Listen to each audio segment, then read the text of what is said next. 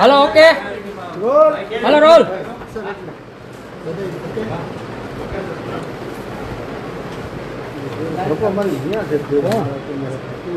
भाई आम जो तो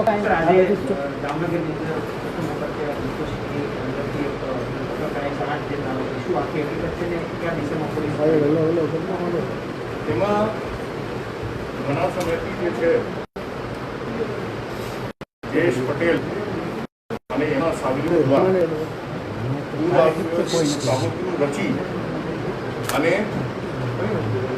આગ ધમકીઓ આપીને એક ઓર્ગેનાઇઝ ક્રાઇમ સિન્ડિકેટ બનાવીને જામનગર જિલ્લાના અમુક જમીન માલિકો રિયલ એસ્ટેટ ડેવલપર્સ અને અન્ય વેપારીઓને ધમકીઓ આપીને અને ખંડની ઉઘરાવાનું જે છે આખા ઓર્ગેનાઇઝ વેમાં એક ક્રાઇમ સિન્ડિકેટ ચલાવવામાં આવતું હતું, જેની રજૂઆતના આધારે ગુજરાત રાજ્યના માન્ય મુખ્યમંત્રી શ્રી, ગુજરાત રાજ્યના માન્ય ગૃહ રાજ્યમંત્રીશ્રી તરફથી આ અસામાજિક પ્રવૃત્તિ અને આ જે આખું સિન્ડિકેટ છે, ક્રાઇમના જે રેકેટ છે, એને નેસ્તો નાબૂદ કરવા માટેની કડક સૂચના આપવામાં આવી હતી, જેના અનુસંધાને તેની નોંધ લઈ અને ગુજરાત રાજ્યના ડીજીપી શ્રી આશીષ ભાટિયા સાહેબ સાથે એના માર્ગદર્શન હેઠળ વિવિધ ટીમોની રચના કરવામાં આવી।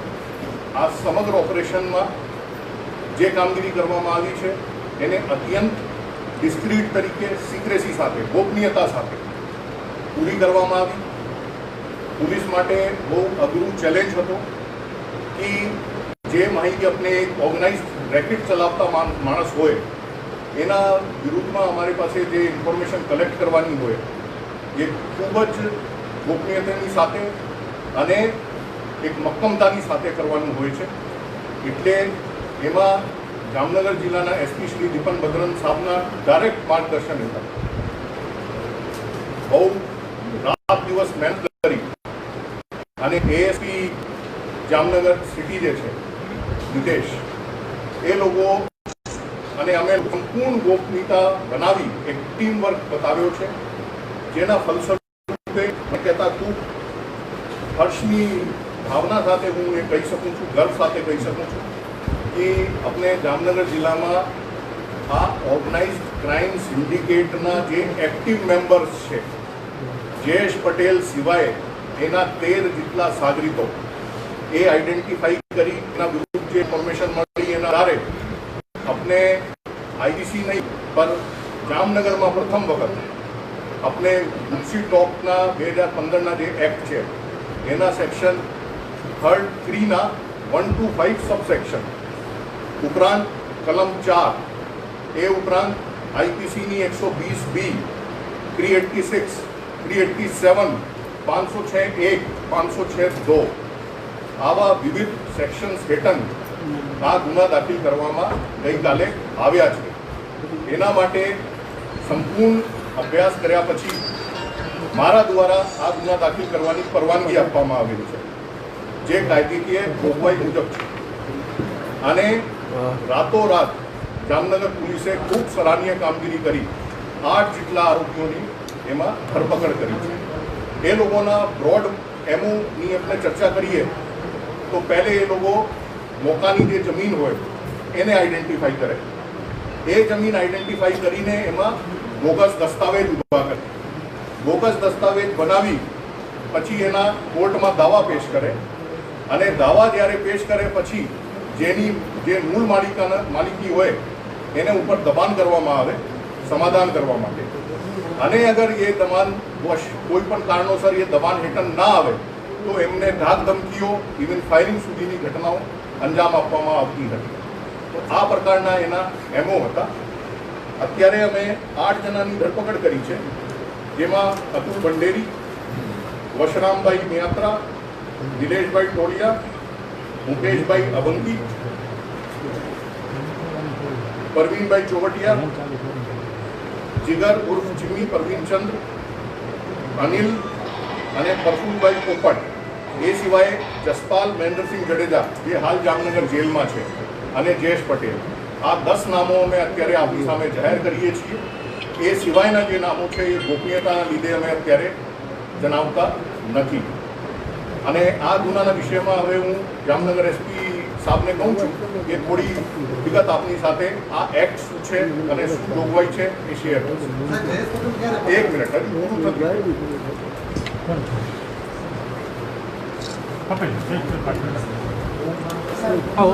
ઓલું માઇક નીચે કરી નાખજો.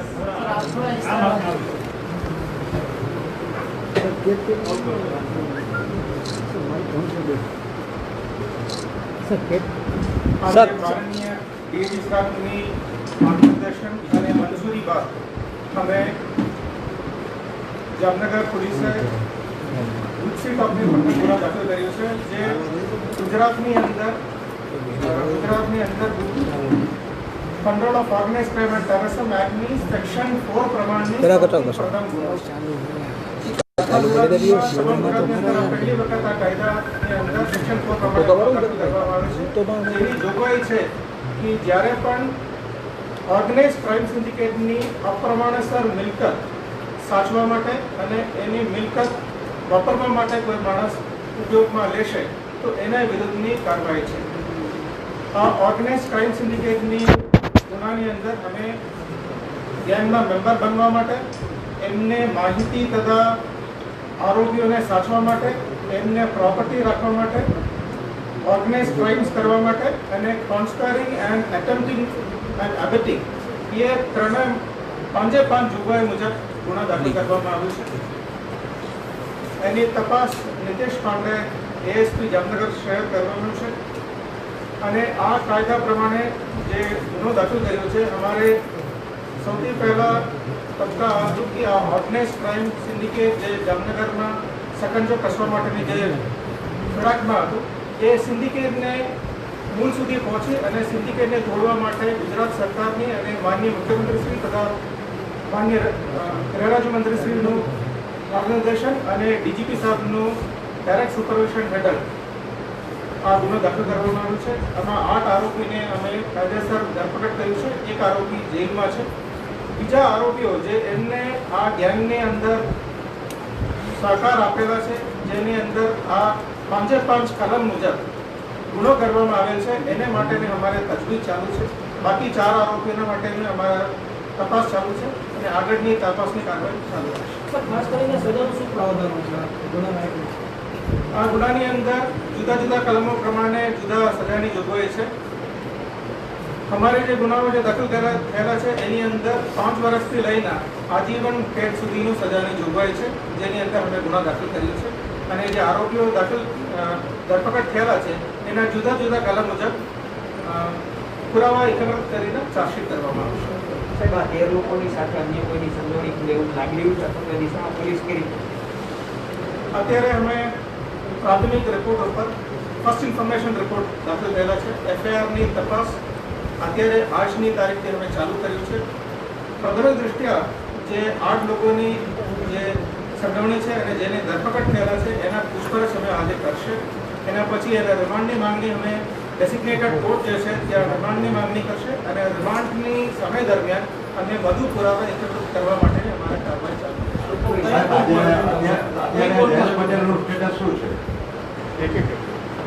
આ લોકો કઈ કોર્ટમાં રજૂ થશે? ગુજસી ટોકની જે કાયદા પ્રમાણે ગુજરાત હાઈકોર્ટે જે ડેસિગ્નેટેડ કોર્ટ છે એમાં સૌરાષ્ટ્ર માટે જે ડેસિગ્નેટેડ કોર્ટ છે એ પ્રિન્સિપલ સેશન જજ રાજકોટ રૂરલની કોર્ટ રહેશે. એ કોર્ટમાં અમે આરોપીને રજૂ કરીશું. જયેશ પટેલનું સ્ટેટસ શું છે? એક જે તપાસની વિષય છે જે અત્યારે મીડિયા સમક્ષ યા પબ્લિક સમક્ષ નથી રાખી શકાય, આ વિષયો અમે અત્યારે ડિસ્કસ કરવા માંગતો નથી. અમે જે તપાસની વિષયો છે અને તપાસની સુદૃઢતાને ધ્યાનમાં રાખી કે અત્યારે અમે ડિક્લેર કરવા માંગીએ. સર, ઓર્ગેનાઇઝ ક્રાઇમની વાત છે તો જયેશ પટેલ અને તેના સાગરીતોએ જેટલા અત્યાર સુધીની અંદર કન્સ્ટ્રક્શનના, બિલ્ડિંગના અને જમીનના દસ્તાવેજો કર્યા હશે એની પણ શું તપાસ થશે? આ જે કલમ જે દાખલ કર્યું છે, કલમ મુજબ જે ગુનો દાખલ કર્યો છે, આ ઓર્ગેનાઇઝડ ક્રાઇમ સિન્ડિકેટ ચલાવવા માટેની અને અનલોફુલ એક્ટિવિટી, કન્ટિન્યુઇંગ અનલોફુલ એક્ટિવિટીને ચલાવવા માટેનો કાયદો છે.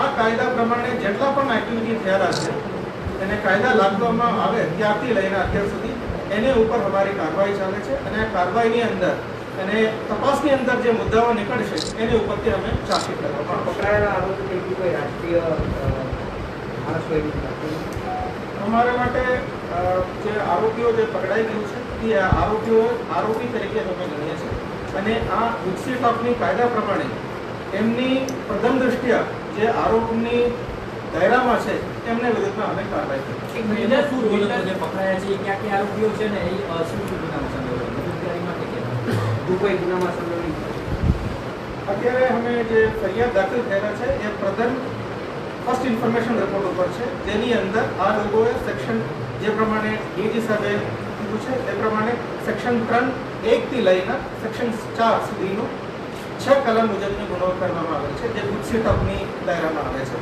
જેની અંદર ગેંગની મેમ્બર તરીકે રહેવાનું, ગેંગને માહિતી પૂરું પાડવાનું, ગેંગની માણસોને આશ્રય આપવાનું, એમને પ્રોપર્ટી સાચવા માટે તથા ક્રિમિનલ એક્ટની અંદર સંડોવણી કરે અને ક્રિમિનલ ગેંગની મેમ્બર્સને અબેટમેન્ટ કરે, એમને મદદગારી આપે.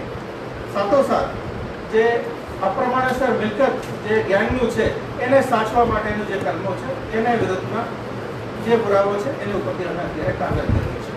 સાહેબ, આમાં પોલીસના કોઈ ઉચ્ચ અધિકારી સંડોવાયેલ જે તપાસની જે વિષયો છે કે આવી પ્રકારે અમે એફઆઈઆરની જે જોગવાઈઓ છે એ પ્રમાણે અમે તપાસ કરીએ છીએ અને આ તપાસની અંતમાં જે નિષ્કર્ષ આવશે અને જે આરોપીઓ થાય એ આરોપીઓ ઉપર અમે પુરાવા આધારિત ચાર્જશીટ રજૂ કરવા. જયેશ પટેલ વોટ્સઅપ પર વાતો કરે જામનગરમાં, તો પોલીસ કઈ રીતે એની પાસે નથી પડી, તમે એનો સંપર્ક સાધી શકે છે? આ તપાસની જે વિષયો છે અને તપાસ કેવી રીતે કરીએ છીએ એ પ્રજાને અને તપાસના વિષયની અંદર અમે એ ડિક્લેર કરવા માંગીએ. હાલના સમયમાં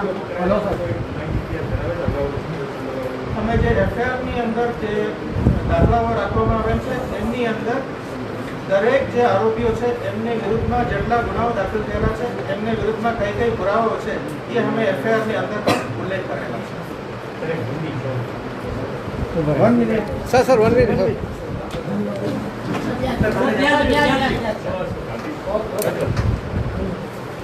હિન્દીમાં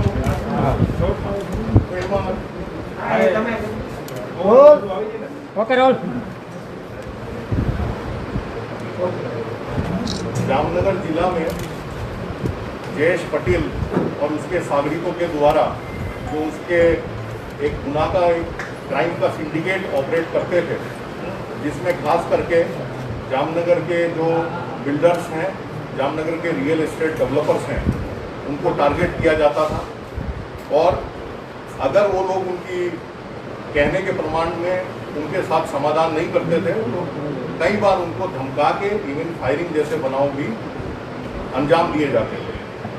इस चीज़ को नेस्तो नाबूद करने के लिए, ये ऑर्गेनाइज्ड क्राइम सिंडिकेट को बिल्कुल जड़ से खत्म करने के लिए गुजरात राज्यના माननीय मुख्यमंत्री श्री विजयभाई रूपानी साहब तरफ थी, गुजरात राज्यના जो गृह मंत्री हैं प्रदीप सिंह जडेजा साहब तरफ से इसको कड़काई से खत्म करने की सूचना दी गई थी, जिसके अनुसंधान में गुजरात स्टेट के डीजीपी साहब उनके साथ इसकी विस्तृत चर्चा की गई.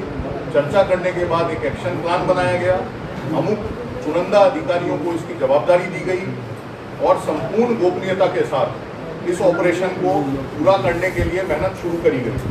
जिसके बाद इसमें जितनी इंफॉर्मेशन हम लोग कलेक्ट कर सकते थे कल उसकी समीक्षा की गई.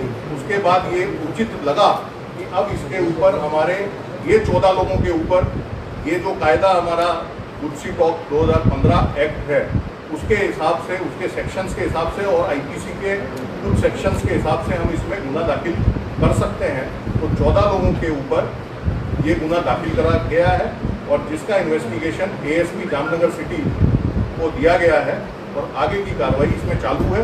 इसमें 14 में से अभी 8 लोगों की अरेस्ट कर ली गई.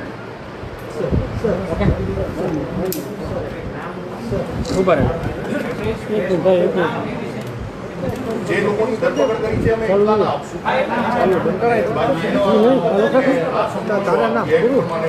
બંધ કર.